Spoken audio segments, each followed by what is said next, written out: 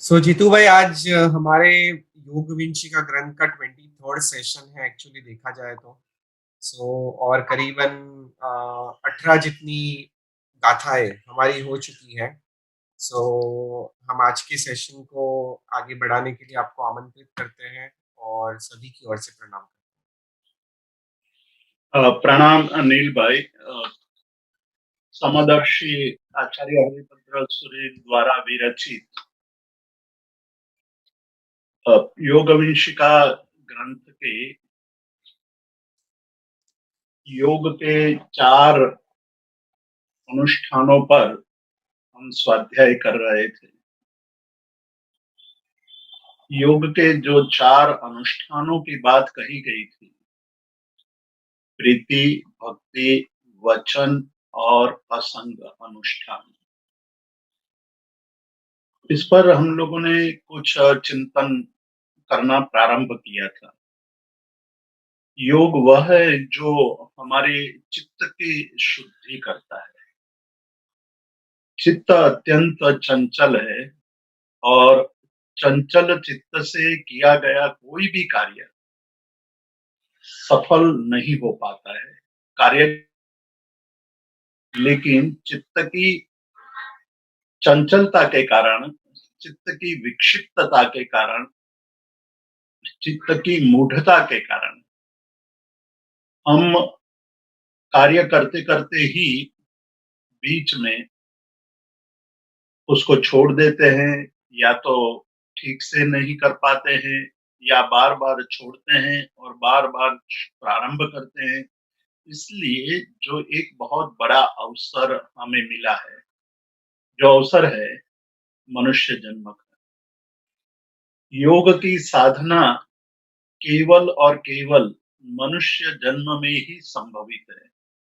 अन्य किसी भव में योग की साधना संभवित नहीं है। उस दृष्टि से हमें एक बहुत बड़ा अवसर मिला है। उस अवसर को सार्थक करना है, तो सार्थक करने के लिए जो चित्त हमारा है, उस चित्त को स्थिर करने की आवश्यकता है। स्थिर चित्त से किया गया कोई भी कार्य सफल होता है। तो चित्त की स्थिरता क्यों नहीं है और चित्त की स्थिरता किस प्रकार से लाई जा सकती है, उस पर ये योग विंशिका एक अलग ढंग से चिंतन हमारे सामने प्रस्तुत करता है। प्रारंभ में हमें ये बात बताई कि सबसे महत्वपूर्ण यदि कोई बात है तो हमारा आशय, हमारा आशय क्या है, हम किस लिए ये योग करना चाहते हैं। आज हम देख रहे हैं कि पूरे विश्व में रोग व्याधि का आक्रमण हुआ है, और वैसे भी लोग व्याधि से ग्रस्त हैं। चिंतकों ने ये कहा है कि शरीर है व्याधि मंदिरम, शरीरम व्याधि मंदिरम। शरीर है वो व्याधि का मंदिर है, यानी कि इस शरीर में निरंतर व्याधियों का अस्तित्व पाया गया है। किसी को छोटी व्याधि है, किसी को बड़ी व्याधि है। व्याधि, पीड़ा, रोग, ये सब शरीर में ही रहते हैं। उससे मुक्त होने के लिए योग करना चाहिए, ऐसी एक मान्यता वर्तमान में प्रचलित हुई है। और लोग व्याधि का शमन करने के लिए योग करते हैं। हालांकि यह आशय, यह उद्देश्य, यह भाव भी अच्छा है कि हम अन्य अन्य उपायों की अपेक्षा योग के कुछ अंगों का अभ्यास करके हमारे शरीर को निरोगी रखें।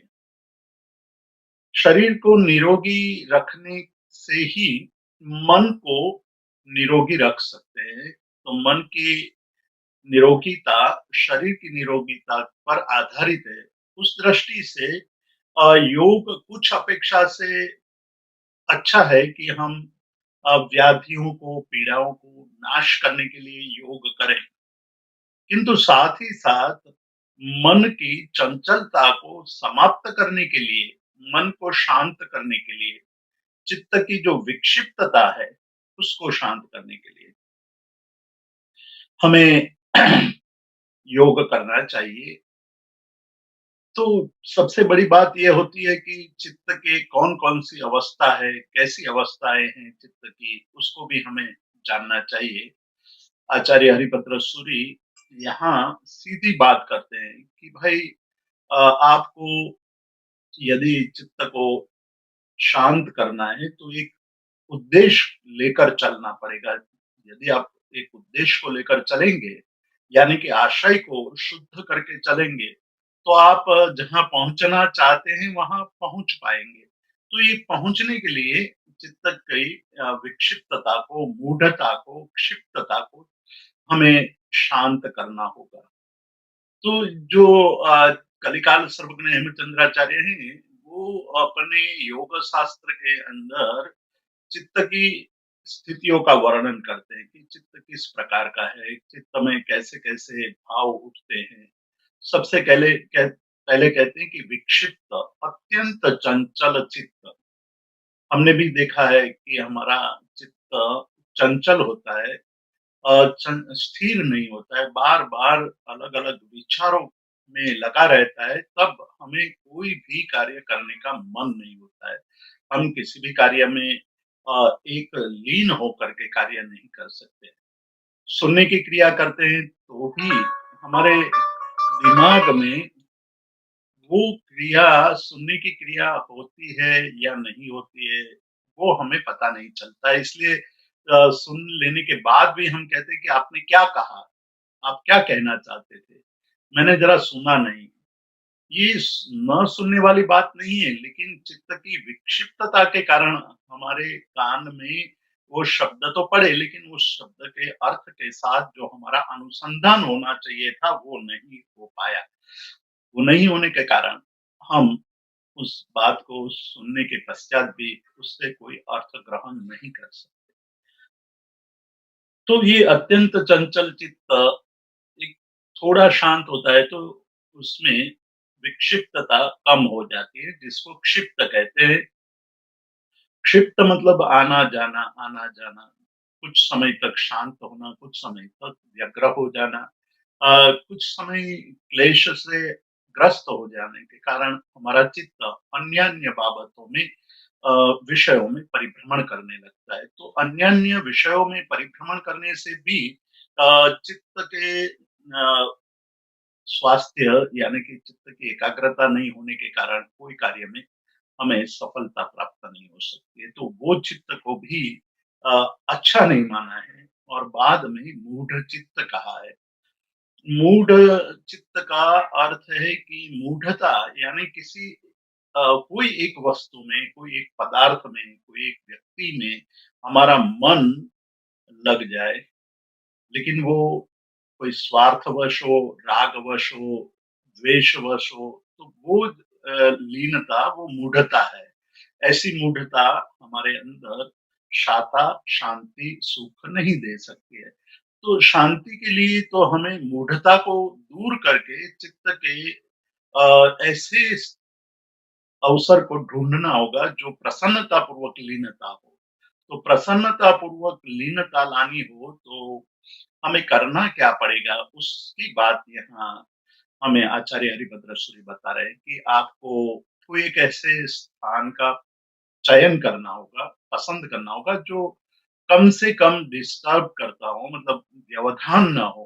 एक ऐसे स्थान पर हम बैठे जहाँ व्यवधान, विक्षेप या बार-बार डिस्टर्बेंस ना हो, ऐसे एक शांत स्थान पर बैठ कर के शरीर को भी स्थिर करें और बाद में सूत्र का पाठ करें। सूत्र से इंगित करते हैं कि हमारे मन के अंदर जो मूढ़ता पड़ी है, उस मूढ़ता को दूर करने के लिए सूत्र का आलंबन लेना आवश्यक माना गया है। यहीं से आलंबन का प्रारंभ हो जाता है। हमारा चित्त व्यग्र होगा तो हम कोई भी सूत्र जो हमने बहुत अच्छी तरह रटे हुए हैं, वो सूत्र भी हम गलती करते रहेंगे बोलते वक़्त। तो मूल बात तो यही है कि एक बार हमारा चित्त किसी आलंबन को लेकर के आगे बढ़ता है, तो धीरे-धीरे उसकी विक्षिप्तता कम होने लगती है। तो सूत्र का आलंबन लेने की बात कही, सूत्र के आलंबन का पूर्ण लाभ लेने के लिए उन्होंने अर्थ का अनुसंधान जोड़ने की बात की कि जैसे-जैसे आप सूत्र के साथ अर्थ का अनुसंधान जोड़ते जाएँगे, तो सूत्र से असूत्र बोलने से आपको बहुत बड़ा लाभ हो सकता है। ये बात कही। इस बात को कहते-कहते उन्होंने एक हमारे सामने अनुष्ठान की बात रखी और कहा कि आपको ये परमात्मा के सूत्रों पर, परमात्मा ने बताए हुए सूत्र के अर्थों पर अ, एक भक्ति, प्रीति होनी चाहिए, प्रेम होना चाहिए और जब प्रेम बन जाता है उसके बाद हमारे मन में प्रेम उमड़ने लगता है, तब हम विदाउट ब्रेक यानी निरंतर उस सूत्र का अध्ययन करते रहते हैं। बीच में हम ब्रेक नहीं करते हैं, बीच में हम अटकते नहीं हैं और इसी के लिए पतंजलि ने जब अभ्यास की व्याख्या की, क्योंकि उन्होंने 2 मार्ग बताए साधना की सिद्धि के लिए आप साधना करते हैं और सिद्धि प्राप्त करना है तो 2 मार्ग बताए कि किस प्रकार से साधना करने से सिद्धि मिल सकती है। उन्होंने कहा कि साधना का प्रभाव और किसी बात के प्रभाव को सुन कर के आप साधना का प्रारंभ कर देते हैं, लेकिन हमारा चित्त पुनः वहाँ विक्षिप्त होने के कारण या क्षिप्त होने के कारण या मूढ़ता के कारण हमारे सामने कई प्रलोभन आ जाते हैं और कई अन्य बातें आ जाती है जिसके कारण हमारी साधना टूट जाती है, साधना छूट जाती है, बीच में विक्षेप पड़ने लगता है। तो ये विक्षेप को टालने के लिए उन्होंने कहा कि अभ्यास निरंतर करना चाहिए। पहला साधक के लिए सबसे पहला आवश्यक लक्षण माना है कि अभ्यास और वो अभ्यास की व्याख्या बहुत ही अच्छी तरह हमें पतंजलि देते हैं कि बहुत लंबे काल तक, चिरकाल यानी दीर्घ काल, बहुत लंबे काल तक अभ्यास करना पड़ता है। और जैसे-जैसे अभ्यास बढ़ता जाता है, लंबे समय तक अभ्यास होता है, तो वो अभ्यास से जो हमें लाभ होना है, वो बात यहाँ आज हमें बताने वाले हैं आचार्य हरिभद्र सूरि। पहली बात कही कि दीर्घ काल तक हमें प्रयत्न करता करने करने की आवश्यकता है, करते रहना पड़ेगा। दीर्घकाल नैरंतर्य, दीर्घकाल का मतलब है कि बहुत लंबे समय तक अभ्यास करने का अर्थ क्या है? हम यहाँ कई बार कहते हैं कि बालक को हम चाहते हैं कि वो धार्मिक सूत्र पढ़ ले, धार्मिक सूत्र पढ़ने के लिए हम उनको ज्ञानशाला या पाठशाला में भेजते हैं। आज के युग में तो हमारे सामने एक नया माध्यम खुल गया है, ज़ूम या ये सोशल मीडिया द्वारा अध्ययन की एक प्रक्रिया प्रारंभ हो चुकी है।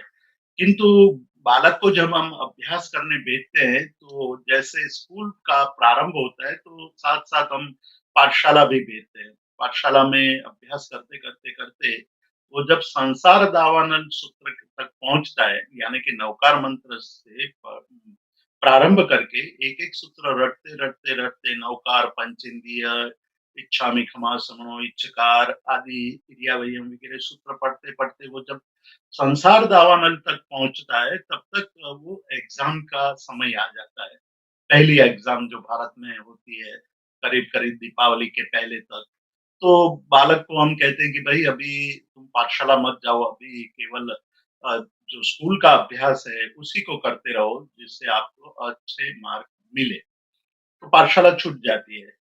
फिर दीपावली का वैकेशन शुरू हो जाता है। दीपावली के वैकेशन के बाद जब स्कूल शुरू होती है तो हम कहते हैं कि भई अब पाठशाला भी जाओ। पाठशाला जब पहुँचता है तो टीचर ये पूछते हैं कि भई आपको जो पहले याद किया था वो सब सुना दो, फिर बाद में नया सूत्र हम प्रारंभ करवाएँगे। तो बालक भूल गया होता है। वो कहता है कि मुझे कुछ भी नौकार के सिवाय कुछ भी याद नहीं है। तो फिर से प्रारंभ होता है अध्ययन का, रटने का, तो फिर से पंचेंद्रिय शुरू होता है, समासन शुरू होता है, चकार शुरू होता है, आदि-आदि सूत्र और जब संसार दावानल तक फिर से पहुँचता है, तब तक एनुअल एग्ज़ाम आ जाती है। तो एनुअल एग्ज़ाम आने के कारण हम बच्चे को कहते हैं कि बच्चा अब तुम पाठशाला जाना बंद करो, थोड़ी देर तक 1-2 महीने तक अपना जो फाइनल एग्ज़ाम है उसमें मन लगा कर के पढ़ लो, बाद में छुट्टी में पाठशाला जाएँगे। फिर जब एग्ज़ाम खत्म हो जाती है, वैकेशन शुरू होता है, वैकेशन में फिर बच्चा कहता है कि अभी तो खेलने के दिन है, तो हमें खेलने दो, तो बच्चा खेलने लगता है। फिर जब नया साल शुरू होता है, पाठशाला में जाता है, टीचर उनको पूछते हैं कि कितना याद है तुम्हें? तो कहा कहता है कि मुझे तो नौका के अलावा कुछ भी याद नहीं है। तो फिर से प्रारंभ होता है पु सूत्र रटने का। और बाद में जब फिर से संसार दावानल तक पहुँचता है, तब तक फिर से पहली एग्ज़ाम आ जाती है। ऐसा करीब 5-7 साल तक वो संसार दावानल तक ही अटक जाता है। और यहाँ मैंने संसार दावानल शब्द इसलिए पसंद किया है कि हम भी ये संसार का दावानल है, उसी में फँसे हुए हैं। हम सूत्र रटते हैं, हम आत्म सिद्धि का प्रारंभ करते हैं और ज़िंदगी बीत जाती है पर पूरा आत्म सिद्धि हम रट नहीं पाते हैं। हम भूल जाते हैं बार-बार क्योंकि बीच-बीच में संसार के कार्यों में फँस जाते हैं। हम नमुत्तुरम या वंदितु सूत्र रटने की कोशिश करते हैं तो ये भूल जाते हैं। तो पतंजलि ये कहते हैं कि भई अभ्यास तो ज़रूरी है, बच्चा अभ्यास करता है लेकिन बीच-बीच में ब्रेक हो जाता है। ब्रेक होने के कारण मन में से जो बातें याद की हुई होती है, रटी हुई होती है, वो भूल जाते हैं। उसी प्रकार हम भी भूल जाते हैं। तो निरंतरता होनी चाहिए मतलब बीच में कहीं भी गैप नहीं पड़ना चाहिए, ब्रेक नहीं पड़ना चाहिए। तो दूसरा अभ्यास का दूसरा लक्षण कहा निरंतरता के दीर्घ काल तक पढ़ना तो ज़रूरी है, अभ्यास करना ज़रूरी है, लेकिन साथ ही साथ निरंतरता बनी रहनी चाहिए। यदि निरंतरता नहीं रही तो वो अभ्यास हमारा गहन नहीं हो पाएगा। और तीसरी बात कहते हैं, जो बहुत ही महत्वपूर्ण है कि आप दीर्घकाल तक पढ़ते हो और निरंतरता से पढ़ते हो, फिर भी पढ़ने का मतलब यहाँ अभ्यास है। कोई भी क्रिया आप अभ्यास पूर्वक करते रहते हो, दीर्घकाल तक करते रहते हो, दीर्घकाल तक और निरंतरता पूर्वक करते रहते हो, किंतु यदि बहुमान नहीं है, सम्मान नहीं है, हमें अपनी साधना के प्रति सम्मान नहीं है, तो हम उसमें गहनता में नहीं पहुँच सकते हैं। तो तीसरी और महत्व की बात पतंजलि ने ये कही कि कोई भी क्रिया जो आप करते हैं उसके पीछे आपका बहुमान होना चाहिए और बहुमान जब होगा, सम्मान होगा, अंदर से भाव होगा तो उस भाव से आपकी क्रिया सफल होने लगेगी। और वही बात यहाँ कहते हैं कि अ, अनुष्ठान में पहली बात प्रीति होनी चाहिए। आप जो कार्य कर रहे हैं उसके प्रति प्रीति होनी चाहिए। और प्रीति तब उत्पन्न होती है जब हम संसार के पदार्थों को अनुभव करके ये समझ चुके हैं कि संसार के पदार्थों से या बाह्य क्रियाओं से या सांसारिक क्रियाओं से हमें कुछ भी मिलता नहीं है। वो सारी निरर्थक है। उससे कोई लाभ नहीं हुआ। आज दिन तक हमें कुछ लाभ नहीं हुआ है। तो उनकी निरर्थकता जब हमारे दिमाग में आ जाएगी तब हमारा मार्ग इसलिए सफल हो सकता है, सार्थक हो सकता है कि हम अब ये खोजने लगेंगे कि सफल मार्ग कौन-सा है, सार्थक मार्ग कौन-सा है, किस मार्ग पर चलने से हमें हमारे उद्देश्य की प्राप्ति हो सकती है। तब ये क्रिया के प्रति प्रीति उत्पन्न होती है कि भई चलो ये मार्ग तो मैंने आज़माया नहीं है, उस मार्ग पर मैं चला नहीं हूँ, तो उस मार्ग पर चलने की कोशिश करता हूँ, तो उस मार्ग के लिए प्रीति उत्पन्न होती है। प्रीति के बाद दूसरा अनुष्ठान है वो भक्ति है। प्रीति और भक्ति में केवल भाव का अंतर है, दोनों में बाह्य क्रियाएँ समान हैं। हमने पिछली बार पत्नी और माता का दृष्टांत दिया था कि एक व्यक्ति घर में अब माता भी है और पत्नी भी है, दोनों के लिए साड़ी ले आता है लेकिन पत्नी के लिए जो साड़ी लाया है वो प्रीतिवश लाया है, प्रीति के कारण ले आया है और माता के लिए जो साड़ी लाया है वो भक्ति, बहुमान के कारण लाया है। दोनों बाह्य क्रिया समान है, दोनों की क्रिया समान रहते हुए भी अंदर अंदर के भाव भिन्न है, इसीलिए वहाँ भेद हो जाता है। एक जगह पर प्रीति है, दूसरी जगह पर बहुमान है इसलिए भक्ति है। तो यहाँ जैसे-जैसे हमारी प्रीति बढ़ती जाएगी, वैसे-वैसे भक्ति भी बढ़ेगी। परमात्मा की भक्ति करते हुए हमारे अंदर ये देखना चाहिए कि हम किस प्रकार से परमात्मा की भक्ति कर रहे हैं। केवल जो शास्त्र में बताई गई है उस विधि के द्वारा हम भक्ति कर रहे हैं कि अंदर परमात्मा के प्रति बहुमान पैदा हुआ है और जब बहुमान पैदा होता है तब हमारी पूजा नवांगी पूजा मानो या चैत्य वंदन मानो या स्वाध्याय मानो जो भी क्रिया मानो उसके प्रति सम्मान पैदा भक्ति पैदा हो जाती है तो वो मोक्ष साधक क्रिया बन जाती है उसी से हमारा हमारी क्रिया का साफल्य शुरू हो जाता है। तब तक की क्रिया केवल बाह्य क्रिया है, द्रव्य क्रिया है। वो क्रिया बहुत ज़्यादा फल देने वाली नहीं होती है। चित्त को विशुद्ध करने वाली नहीं होती है। चित्त की विशुद्धि तो बहुमान जब शुरू होगा अंदर से बहुमान पैदा होगा कि नहीं इसके बिना मुझे शांति, मुझे शाता, मेरे चित्त को शांति नहीं मिल सकती। इस प्रकार से भाव जब पैदा नहीं होगा तो हमारी क्रिया द्रव्य क्रिया हो गई और द्रव्य की क्रिया को फलवती क्रिया नहीं मानी गई है। फलवती तभी बनती है जब हम हमारा विशुद्ध चित्त में विशुद्धि आ जाए और चित्त की विशुद्धि बहुमान से आती है और बहुमान जब होता है तब हमारी क्रिया और गहन बनती है। तो यहाँ दूसरा अनुष्ठान बहुमान पूर्वक की क्रिया, भक्ति पूर्वक क्रिया की बात कही है। तीसरा जो अनुष्ठान बताया है वो वचन अनुष्ठान है। भक्ति हम करते हैं लेकिन वो भक्ति में किस प्रकार का हमारा भाव होना चाहिए और किस प्रकार से हमें अपने धर्म क्रिया आदि करना चाहिए, साधना करनी चाहिए।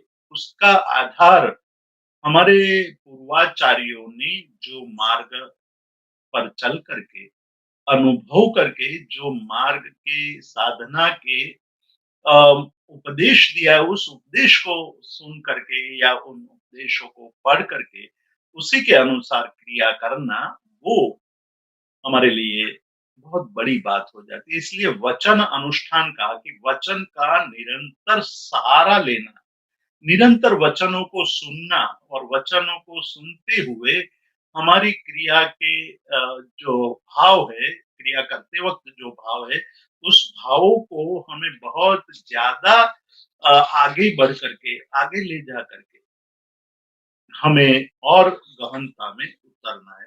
तो तीसरा अनुष्ठान वचन अनुष्ठान कहा कि जैसे-जैसे हमारी वचन के प्रति भक्ति बढ़ती है, वचन का आलंबन लेते हैं, तो वचन अनुष्ठान से हमारे अंदर अ, एक उचित प्रवृत्ति और गहन बनती है। उचित प्रवृत्ति में हम निरंतर लगे रहते हैं। चौथा और अंतिम अनुष्ठान जो बहुत ही महत्वपूर्ण है कि जब हम ये वचन के अंदर और गहराई में उतरते हैं, तो धीरे-धीरे अभ्यास हो जाने के बाद हमारा जो कार्य हो जाता है वो असंग यहाँ शब्द का प्रयोग किया है असंग। बहुत ही महत्वपूर्ण शब्द है। शब्द पर हम थोड़ा गौर इसलिए कर रहे हैं, हम ज़्यादा विचार इसलिए कर रहे हैं कि उसी के आधार पर हमें ये शास्त्र के वचनों का रहस्य पाना है। तो यहाँ असंग शब्द का प्रयोग किया है। मतलब नहीं, संग मतलब संग न करना। अब संग ही हमारे दुःख का कारण है। जिन वस्तुओं का हमने कभी संग नहीं किया है, उन वस्तुओं की प्राप्ति-अप्राप्ति से हमें कोई फ़र्क नहीं पड़ता है। जब हमें संग हो जाता है, तभी संग के कारण ही धीरे-धीरे और भाव उत्पन्न होने लगते हैं। संघ की प्रक्रिया अनादिकाल से चली आ रही है और इस जन्म में हमने संघ को और गहन बनाया है। जन्म से लेकर हमारा अभ्यास केवल संघ को ही गहन बनाने का रहा है। वस्तुओं का संग करना, पदार्थों का संग करना और व्यक्तियों का संग करना, स्वजन परिजनों का संग करना, ये संग यानी जुड़ाव ही हमारे दुःख का निमित्त है। इसीलिए जब रात को साधक सोता है तो सोते वक़्त वो हमेशा हर रोज़ संथारा पोरसी का सूत्र बोलता है, भावात्मक सूत्र है, आगमों से लिए गए गाथाओं से बना हुआ ये सूत्र है और उसमें एक बहुत ही महत्वपूर्ण बात कही है कि संजोग मूला जीवेन पत्ता दुःख परंपरा। संयोग से ही, संग से ही दुःख की प्राप्ति होती है। दुःख की प्राप्ति और दुःख की परंपरा शुरू हो जाती है। जब संग है तो दुःख अपने आप शुरू हो जाता है। उसको आमंत्रित नहीं करना पड़ता है। हमें कोई आमंत्रण पत्रिका लिखनी नहीं पड़ती है। आपने देखा होगा अपने जीवन के अनुभव पर आप गौर करोगे तो आपको पता चलेगा कि हमारे जो दुःख है उसका मूल कारण जैसे-जैसे आप अपनी भूतकाल में या उसमें बैक में जाते जाएँगे तो पता चलेगा कि भई ये जब संग हुआ तब से ये शुरू हो गया। शुरुआत में संग हमें अच्छा लगता है, लेकिन संग का अंत हमेशा दुखदाई होता है। इसलिए संग को तोड़ने की बात करते हैं कि संग जितना भी कम होता जाए, संसार में जितने संग कम होते जाएँगे, उतना ही आप दुःख से मुक्त होते जाएँगे। वैचारिक संग होता है, व्यावहारिक संग होता है, भौतिक वस्तुओं का संग होता है, जीवित वस्तुओं का संग होता है। उस संग को आप कम करते जाओ, धीरे-धीरे आपको आनंद आता जाएगा। जिसके पास ज़्यादा संग है, जिसके पास ज़्यादा संयोग है, वो ज़्यादा दुखी है। पैसा दुःख का कारण तो बाद में बनता है। सबसे पहला दुःख का कारण तो संग है। संग जैसे-जैसे बढ़ता है, दुःख बढ़ता है। तो वहाँ कहा कि संजोग मूला जीवेन पत्ता दुःख परंपरा। वो संजोग यदि दुःख की परंपरा वाला ये संग है तो हमें अपने आप को सचेत हो जाना चाहिए, सावधान हो जाना चाहिए कि हम जब संग करते हैं तो उस समय ही हमें सावचेत हो जाना चाहिए कि हमारे लिए ये संग आगे चल करके दुःख का कारण बनेगा।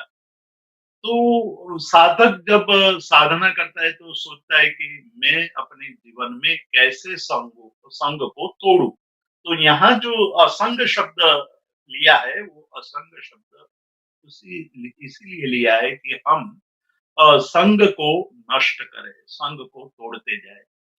मतलब संग को तोड़ना मतलब जैसे हम तलवार से पदार्थ को काटते हैं या हम गांठें पड़ी है उसको तोड़ते हैं, वैसा भौतिक काटना नहीं है, यहाँ मानसिक रूप से संग को तोड़ना है। जितना भी मन से हम ये करते जाएँगे, अभ्यास करते जाएँगे, मन से हम ये सोचेंगे कि हमारा पर पदार्थों के साथ संग करना दुःख का निमित्त है, तो मैं अब सचेत हो जाऊँ, सावधान हो जाऊँ और संग को काटूँ। संघ को जब काटते जाते हैं तो असंग अनुष्ठान की साधना शुरू हो जाती है, अनुष्ठान शुरू हो जाता है। असंग इसीलिए साधक को ये कहा जाता है, कोई भी पूरे विश्व की जितनी भी साधना पद्धतियां हैं, उसमें आप देखेंगे तो सबसे पहली बात ये कही जाती है कि आप घर से अलग हो जाओ, एक कमरे में बैठो, वहां कोई डिस्टरबेंस ना हो, वहां कोई व्यवधान ना हो और धीरे-धीरे मन को शांत करो। अपनी इंद्रियों के साथ का भी संग तोड़ना है, मतलब संपर्क उससे भी काटना है। जब हम योग मार्ग की साधना की बात करते हैं, तो पतंजलि ये कहते हैं कि 8 अंग हैं योग का। उसमें पहला यम, नियम, आसन, प्राणायाम, प्रत्याहार। ये प्रत्याहार जो है वो इंद्रियों को बाह्य पदार्थों से हटा करके अंदर तक ले आना, अंदर के स्वरूप का स्पर्श करना, उसका रस चाखना, उसके गंध की अनुभूति करना, उसके रूप को देखना और साथ ही साथ उसकी आवाज को सुनना। ये एक पद्धति प्रत्याहार के द्वारा हमें सिखाई जाती है। क्योंकि हम आज तक इसी प्रकार जिए हैं कि पदार्थ के रूप, रस, गंध, स्पर्श, शब्द आदि के अंदर ही लगे रहते हैं। लेकिन जो आत्मिक तत्व है, उसके रूप, रस, गंध, स्पर्श, शब्द सुनने की हमने कभी कोशिश नहीं की है। तो वो कोशिश करने के लिए ये प्रत्याहार आवश्यक माना गया है। तो असंग है वो बाह्य पदार्थों से हमारी इंद्रियों का संपर्क तोड़ करके अंदर तक जाने की कोशिश करना।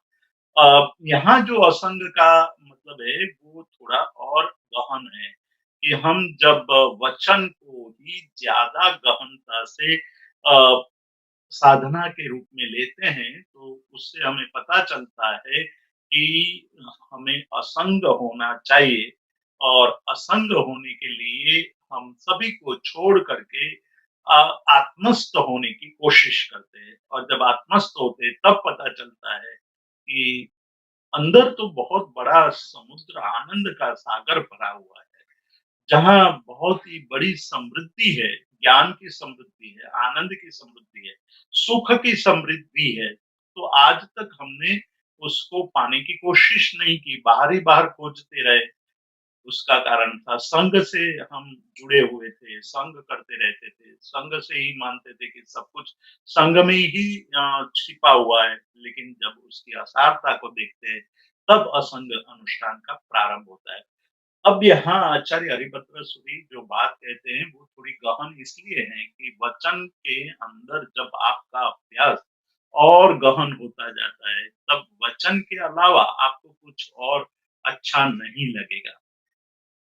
मतलब जहां से भी आपको संयोग मिलेगा वहां आप वचन सुनने की कोशिश करेंगे, शास्त्रों के रहस्य को सुनने की, शास्त्र के पदार्थों को सुनने की आप कोशिश करेंगे, उसको छोड़ेंगे नहीं, उसको चुकेंगे नहीं।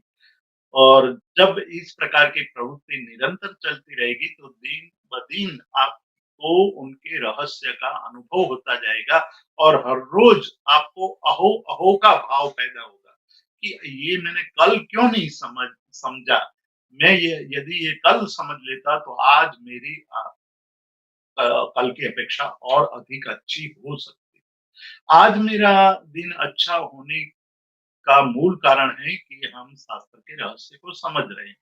तो बहुत छोटी उम्र में जिन्होंने अब शास्त्रों का रहस्य समझ लिया है, उनके लिए भविष्य बहुत ही उज्जवल हो जाता है। खैर, वो बात हमें ध्यान में रखनी है कि जब वचन का स्वाध्याय, वचन के प्रति हमारी श्रद्धा गहन बन जाती है, तो अंदर से उसकी गति प्रारंभ हो जाती है और एक ऐसा समय आ जाता है कि बाद में वचन की आवश्यकता नहीं रहती है। अपने आप शास्त्र में जो बात कही है, उसी प्रकार का जीवन अ, सहज रूप से जीना शुरू हो जाता है। आचार्य हरिभद्र सूरी इस बात को समझाने के लिए घट और दंड का दृष्टांत देते हैं कि जब एक कुम्हार घट बनाता है, तो घट बनाने के लिए मिट्टी का पिंड चाक पर रखता है और दंड से चाक को घुमाता है, चक्र को घुमाता है और चक्र को घुमा करके दंड को छोड़ देता है।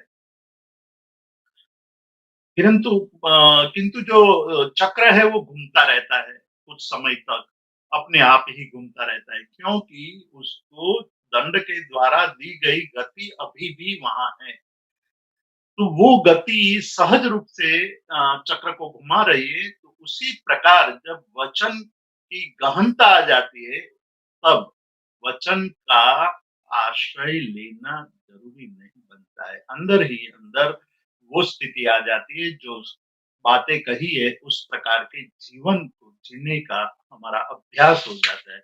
इसीलिए यहाँ कहते हैं कि जब वचन अनुष्ठान है, उसको जितना ज्यादा आप समझेंगे उतना ही आपके लिए असंग अनुष्ठान बहुत गहन बनता जाएगा। वचन अनुष्ठान में आप जल्दी प्रवेश कर पाओगे।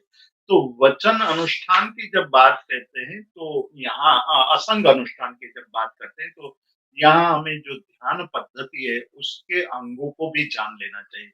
ध्यान में एक ध्याता होता है, ध्यान करने वाला। ध्यान करने वाला कैसा होना चाहिए उसकी बात हमने ये अनुष्ठानों के द्वारा जाने की उनके अंदर प्रीति होनी चाहिए, भक्ति होनी चाहिए, वचन के प्रति उनकी श्रद्धा होनी चाहिए और उसमें तीव्रता आने पर असंग अनुष्ठान आ जाएगा। तो सबसे पहली बात कही कि ध्याता कौन बन सकता है? ध्याता शरीर बनेगा या आत्मा बनेगा? ये प्रश्न हमें अपने आप को पूछना है कि ध्याता कौन है? शरीर को ध्याता बनाएँगे या आत्मा को ध्याता बनाएँगे? इन दोनों के बीच में है मन। मन के द्वारा आत्मा तक पहुँचना है, तो आत्मा तक पहुँचने के लिए हमें बाहर के संपर्कों को तोड़ना है। बाहर के संपर्कों को तोड़ने के लिए मन का आश्रय लेना है, मन को स्थिर करना है। मन को स्थिर करने से भी काम नहीं चलेगा, इसलिए मन को शुद्ध करने की बात आती है कि मन को स्थिर कर दिया। जो बगुला बगला है, वो बगला मन को स्थिर कर देता है, लेकिन उसका चित्त शुद्ध नहीं है, इसलिए उनके ध्यान को ध्यान नहीं कहा। तो ध्याता हमारा एक अंतरात्मा है, वहाँ तक पहुँचना है, उसके लिए मन की शुद्धि आवश्यक है। और मन की शुद्धि कब हो सकती है? मन की शुद्धि के बारे बात करते हुए उपाध्याय यशो विजय जी अध्यात्म सार में कहते हैं कि मन की शुद्धि ऐसे नहीं आ जाती है। मन की शुद्धि तो सम्यक्त्व की प्राप्ति पर आती है। सम्यक दर्शन जब आपके अंदर प्राप्त होता है, तब ही मन की शुद्धि हो सकती है। उसके पहले यदि आपका मन कोई पाप नहीं करता है, कोई दुष्चरित्र का आचरण नहीं करता है, फिर भी मन शुद्धि पूर्ण रूप से मानी नहीं जाएगी। पूर्ण रूप से मन शुद्धि इसलिए नहीं मानी जाएगी क्योंकि निमित्त मिलते ही वो मन अशुभ कर्म में लग जाएगा। सम्यक्त्व होने पर, सम्यक दर्शन की प्राप्ति हो जाती है, तो मन शुद्धि सही अर्थ में मन शुद्धि मानी जाएगी। और वो परमार्थतः शब्द का प्रयोग करते हैं कि मनः शुद्धि सम्यक्त्वे सत्यैव परमार्थतः, मतलब परमार्थ रूप से, वास्तविक रूप से देखा जाए तो मन की शुद्धि सम्यक दर्शन की प्राप्ति से होती है। और उसके बिना यदि मन शुद्धि है, यानी आप कोई कई लोग हमें कहते हैं कि भाई हमारा मन तो साफ है, हम किसी का बुरा नहीं करते हैं, हम किसी का बुरा सोचते नहीं है, हम किसी को दुख नहीं देते हैं। अच्छी बात है, दूसरे मनुष्यों की अपेक्षा से आप अच्छा कार्य कर रहे हैं, उसकी हम अनुमोदना करते हैं। वो बात सही है कि उनके मन में कोई दोष नहीं है, फिर भी दोष या दूषण नहीं होने पर भी वो मनःशुद्धि को पारमार्थिक मनःशुद्धि नहीं मानी है। क्यों नहीं मानी है? तो कहते हैं कि वो मोह गर्भित मनःशुद्धि है। क्योंकि वो ये मानता है कि इस प्रकार से जीना ही वास्तविक जीना है और उसका उस प्रकार से जीने से हमें लाभ होगा। ऐसा मान करके वो अपनी प्रतिष्ठा, अपनी जो समाज में आगे बढ़ने की, प्रशंसा प्राप्त करने की भावना है, उससे वो मन शुद्ध रखता है। लेकिन ये कहते हैं कि वो तो मोहगर्भित मनःशुद्धि है और मोहगर्भित मनःशुद्धि जब निमित्त मिलता है, तो वो पाप का अनुबंध कराने वाली बनती है।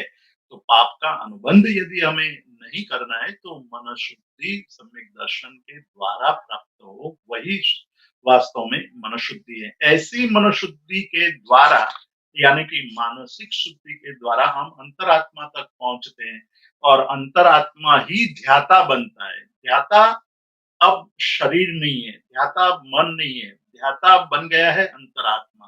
तो ध्येय क्या है? ध्याता का ध्येय क्या होना चाहिए? मतलब जो ये साधना कर रहा है, उस साधना के द्वारा ध्याता किस चीज को पाना चाहता है? तो वो परमात्मा बनना चाहते हैं। अपनी अंतरात्मा को परमात्मा तक पहुंचने की ये प्रवृत्ति, वो श्रेष्ठ प्रवृत्ति है। इसलिए कहते हैं कि ध्येय मतलब हमारा लक्ष्य आत्मा को परमात्मा बनाने का है, यानी कि आत्मा से परमात्मा तक की यात्रा ही हमारी मुख्य यात्रा बनती है। तो ध्येय बनेगा परमात्मा। और ध्यान कैसे होगा? ध्याता ध्येय तक पहुंचने के लिए ध्यान का आश्रय लेता है, तो एकाग्र संविधि, एकाग्रता पूर्वक जो चित्त को शांत करना, एकाग्र कर देना, एकाग्र करना ही ध्यान है। मतलब मन को एकाग्र कर देना वो ध्यान है। और ये कब होगा? तो कहते हैं कि समापत्ति, ये स्थिति है जो अंतिम स्थिति है, समापत्ति। मतलब ध्याता जब ध्येय का ध्यान करता है तो ध्याता भी ध्येय रूप बन जाता है, स्वयं परमात्मा स्वरूप बन जाता है। तो ध्याता जब ध्येय रूप बन जाए तो उसको समापत्ति कहते हैं। ये समापत्ति तक की यात्रा है। ध्याता की ध्येय तक पहुंचने की यात्रा समापत्ति से संपन्न होती है। समापत्ति तक पहुंचने के लिए मतलब एकाकार बन जाना, ध्यान करते करते करते एकाकार बन जाना। तो वो ध्यान कैसे करना चाहिए, उसकी बात अभी आचार्य हरिभद्र सूरी ने शुरू नहीं की है। अभी तो अनुष्ठान की बात कर रहे हैं कि आलंबन होना चाहिए, निरालंबन होना चाहिए, आदि आदि बात की। उसके साथ में बीच में ये चर्चा प्रारंभ कर दी कि प्रीति होनी चाहिए, भक्ति होनी चाहिए, वचन का अनुष्ठान होना चाहिए और असंग तक पहुंचना चाहिए। तो जो बात उन्होंने शुरू की थी, पंचांग योग की बात शुरू की थी, स्थान, उर्ण, अर्थ, आलंबन, ये आलंबन तक हम पहुंचे थे। और आलंबन की बात करते करते उन्होंने बीच में प्रीति, भक्ति, वचन और असंग की बात ला करके रखी। अब हम देखेंगे कि आलंबन क्या है, जो ध्यान का अब चरम लक्ष्य है या चरम चरण है, अंतिम चरण है। और ये योग विंशिका का भी अंतिम चरण है, किंतु सबसे महत्वपूर्ण ये चर्चा है। यदि हम इसको बराबर ध्यान से समझने की कोशिश करेंगे तो ये योग विंशिका ग्रंथ के रहस्य को हम समझ पाएंगे। आलंबन की बात करते हैं। आलंबन यानी एक आपको सपोर्ट, एक सपोर्ट चाहिए, चित्त को सपोर्ट चाहिए। आलंबन किसको चाहिए? आलंबन उसको चाहिए जो स्वयं आगे नहीं बढ़ सकता है, उसको आलंबन चाहिए। एक बेल को आलंबन चाहिए आगे बढ़ने के लिए, वृक्ष का, कि जब वृक्ष के फड़ को पकड़ करके वो बेल है जो वो धीरे धीरे आगे बढ़ जाती है। बेल का लक्ष्य दृष्टांत इसलिए ले रहे हैं कि उसमें कोमलता है, नाजुकता है, स्वयं इतनी दृढ़ता नहीं है, स्व में इतने कार्य करने की क्षमता नहीं है। इसीलिए उनको आलंबन, सपोर्ट चाहिए आगे बढ़ने के लिए। आगे बढ़ने के लिए जो सपोर्ट चाहिए उसी को आलंबन कहते हैं। चित्त वैसा ही है, हमारा चित्त अत्यंत कोमल है, अत्यंत ऋजु है। अभी हम मान लो कि बहुत अच्छे प्रवचन को सुन करके उठते हैं और संसार के कार्यों में लगते हैं। वहां किसी ने हमारे चित्त को आहत कर दिया तो तुरंत हमारे अंदर से कषाय, क्लेश उत्पन्न हो जाएंगे। अभी 1 घंटे तक आपने बहुत अच्छा स्वाध्याय किया और 1 घंटे के बाद जब आप अपने कार्य में लगते हैं तो तुरंत ही चित्त विक्षिप्त होने लगता है, क्योंकि चित्त कोमल है। कोमल चित्त को आलंबन चाहिए आगे बढ़ने के लिए। और वो आलंबन क्या बन सकता है, उसको कैसे हम अपने जीवन में समाविष्ट करके साधना कर सकते हैं, उसकी चर्चा के लिए हमने आज ये ध्यान के 4 मुख्य अंगों पर बात की। ध्याता, ध्येय, ध्यान और समापत्ति। यानी ये 4 बात हम याद रखेंगे तो अगली बार आलंबन को कैसे हमें उपयोग में लेना है, इस प्रकार से आलंबन का उपयोग करते हुए हमारे चित्त को शांत, एकाग्र और सुखमय बना सकते हैं, उसकी चर्चा आचार्य हरिभद्र सूरी ने जो कही है वो हम अगले स्वाध्याय में करेंगे।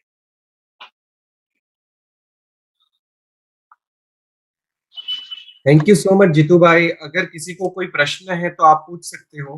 प्रदीप भाई आप पूछ सकते हो। प्रणाम जीतू भाई। हाँ, प्रणाम। આ તમે ગઈ કઈ ગાથા આજે કવર કરી? 18वीं। 18મી। Thank you. પ્રણામ જીતેન્દ્રભાઈ। हाँ जी, प्रणाम। મને સમાપત્તિ જરા થોડું વિશે સમજાવશો? समापत्ति का मतलब है लयलीन हो जाना, मतलब परमात्मा स्वरूप, आत्मा को परमात्मा स्वरूप का अनुभव होने जाए लगे, मतलब ध्यान की पराकाष्ठा जब होती है, और ध्यान की पराकाष्ठा में ध्येय रूप परमात्मा, आत्मा और परमात्मा का इतना मिलन हो जाता है कि आत्मा अपने स्वरूप को भूल करके परमात्मा स्वरूप की अनुभूति करने लगता है, तो वो समापत्ति है, एक मेक हो जाना। जैसे हम पानी में या दूध में पानी डालते हैं तो पानी का रंग भी दूध जैसा हो जाता है, एक मेक हो जाता है, उसको समापत्ति कहेंगे। समापत्ति एक रूप हो जाना, और कोई विचार नहीं न रहे, या उसी में लयलीनता को समापत्ति कही। तो એ જ સમયે સહાનુભૂતિ થાય. ये स्वानुभूति का ही ये लक्षण है समापत्ति। ઓકે, સહાનુભૂતિ થાય એ જ સમાપત્તિ છે. हम्म, બરાબર. तो ऐसा प्रश्न नहीं है जीतू भाई, सबको समझ में आ गया, आपने इतना सिंप्लीफाई करके आज बताया है हमें समझ पूरा। में आया कि कुछ भी समझ में नहीं आया?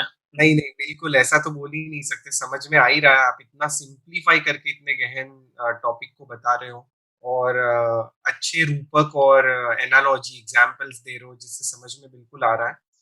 જીતુભાઈ, महेंद्र भाई, પ્રણામ. हाँ बोलो। તમે આલંબન એ જ અંત છે એમ કીધું, તો નિરાલંબન એ અંત નહીં? आलम्बन का प्रारंभ, अभी तो आलम्बन की बात ही शुरू नहीं की है, आलम्बन सपोर्ट लेने की बात कही है हमने। असंग तक का, असंग में जब आप समापत्ति तक पहुंच जाते हैं तो वो अंत है, वो समापत्ति अंतिम चरण है। वो समापत्ति के स्थिति तक पहुंचने के लिए हमने ज्ञाता, ध्यान, ध्येय और समापत्ति की बात छेड़ी थी। अब जब हम आगे बढ़ेंगे कि आलंबन क्या है, आलंबन शब्द पर हमने आज बहुत थोड़ा ज्यादा चिंतन किया।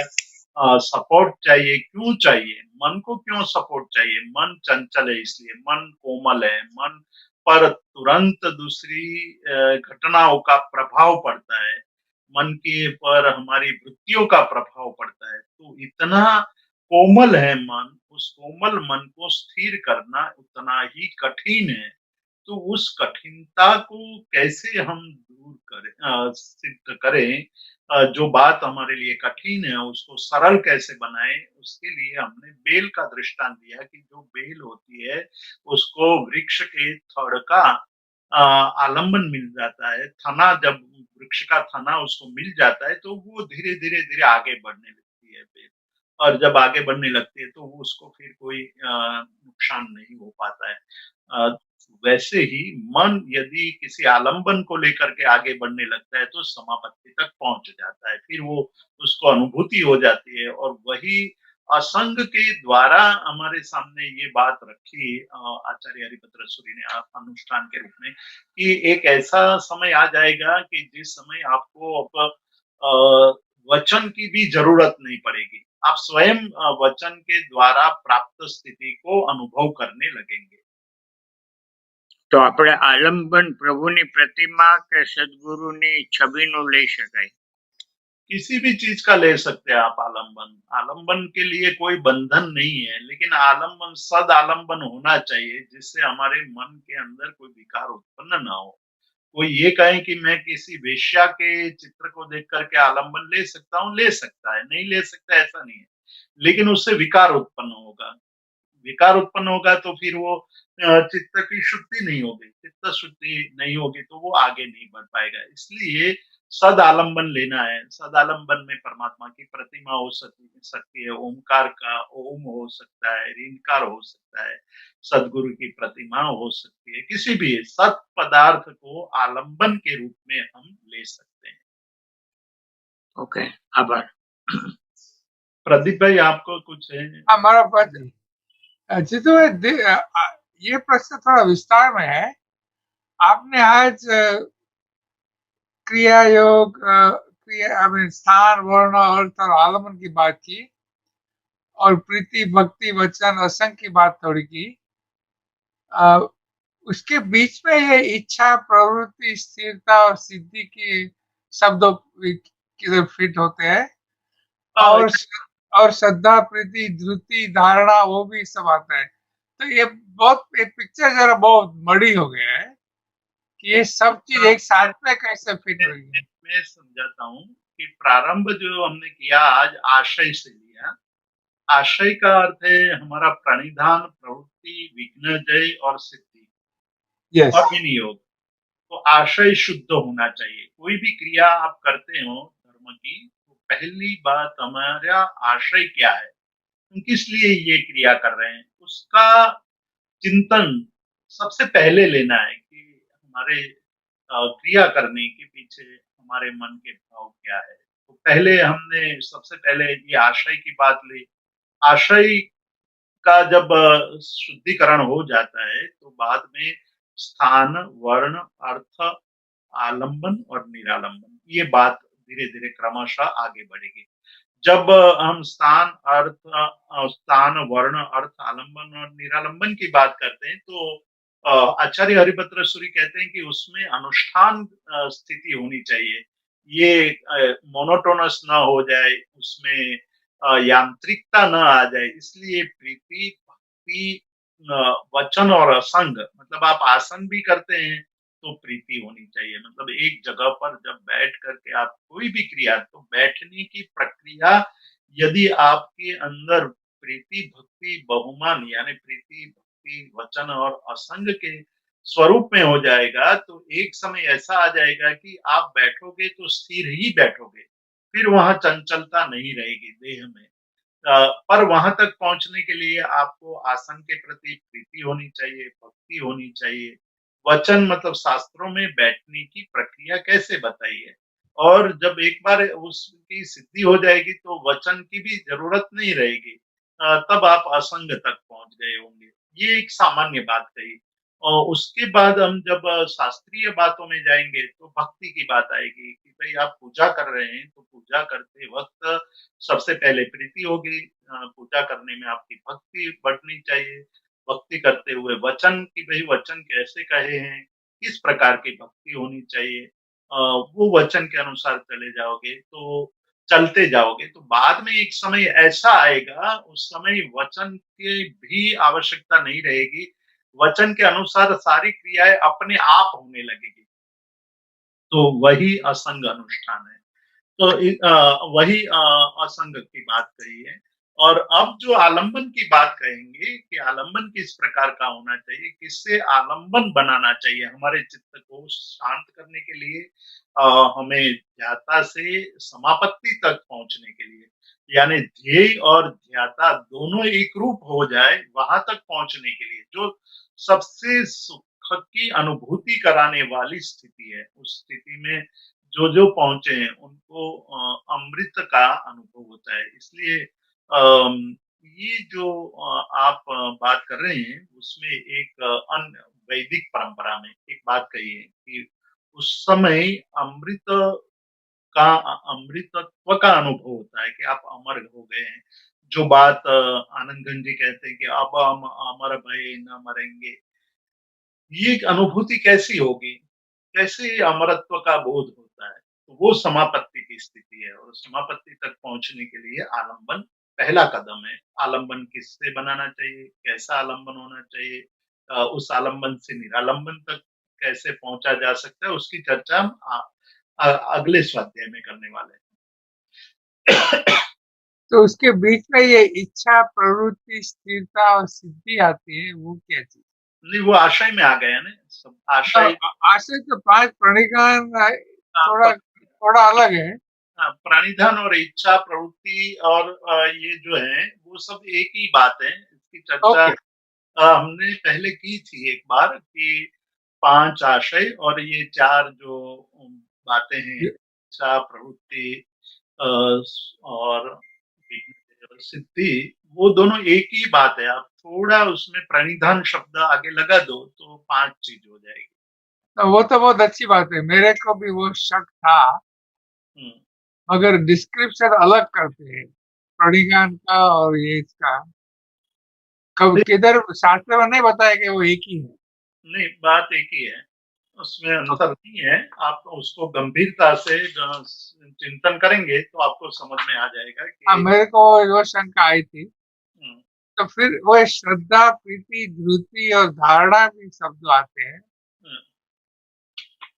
इसके ही संदर्भ में वो उसकी क्या? चर्चा हम अब आगे आलंबन के वक़्त करेंगे। उसमें थोड़ा अंतर है, लेकिन वो आलंबन की जब बात करेंगे तब वो उसकी चर्चा करेंगे।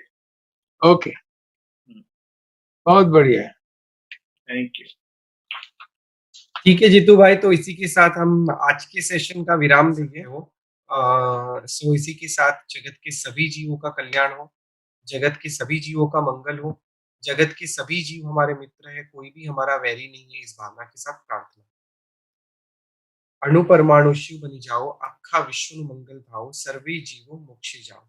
कामेमि सव्व जीवे सव्वे जीवा खमन्तु मे, मित्ति में सव्व भूवेषु वैरम मज्जन केणै। सर्वथा सौ सुखी थाओ, पाप ना कोई आचरो, राग द्वेषति मुक्त बनी में समता सौ समाचरो।